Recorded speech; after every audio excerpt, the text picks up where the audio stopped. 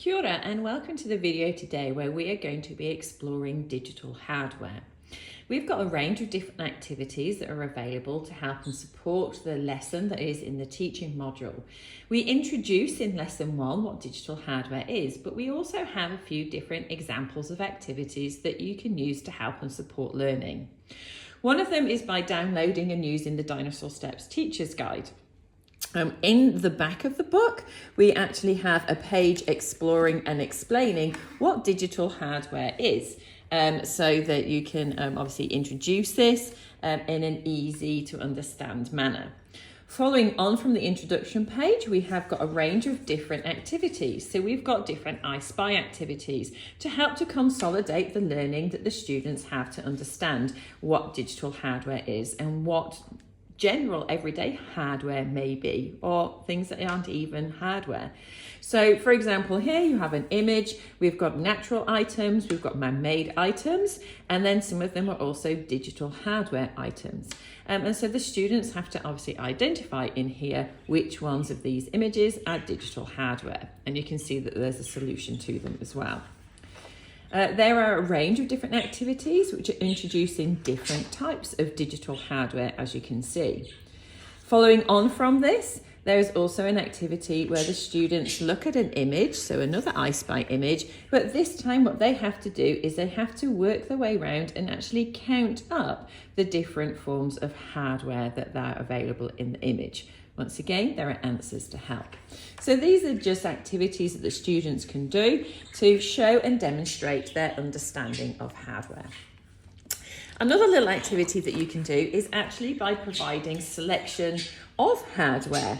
And so you can see here we've got some items that, whilst they're everyday items, and yes, indeed, they may be hard physically, they're not digital hardware. Yeah, they don't have any digital electronic circuits. They're not connected or help to use with something like a computer or a laptop. So they may be helping and supporting, but they may not necessarily be digital hardware.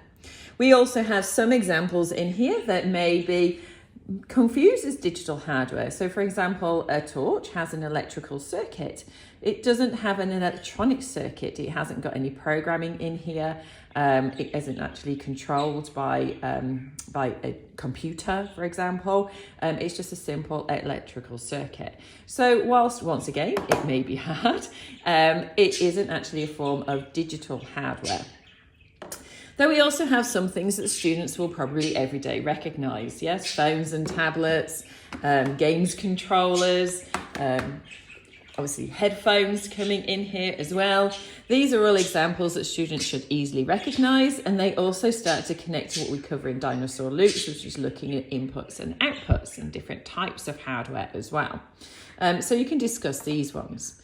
Something I always like to do though as well is have a curly one in there. So for example, you can see we've got a helmet.